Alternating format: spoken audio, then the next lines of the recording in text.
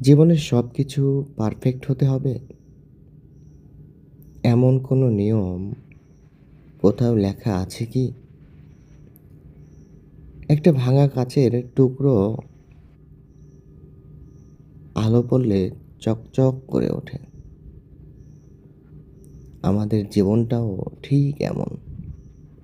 কিছুটা ভুল, কিছুটা অনুশোচনা, আর কিছুটা খামখেয়ালিপনা নিয়েই আমরা মানুষ।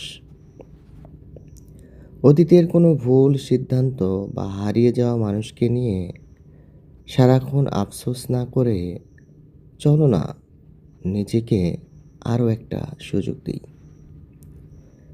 জীবন ছিঁড়ে গেছে তো কি হয়েছে? এজন্য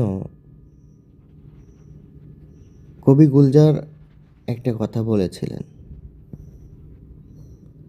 জীবনটাকে একটু জোড়াতালি বা সেলাই করে দেখো না, দেখবে এটি আবার একদম নতুনের মতো সুন্দর হয়ে উঠেছে।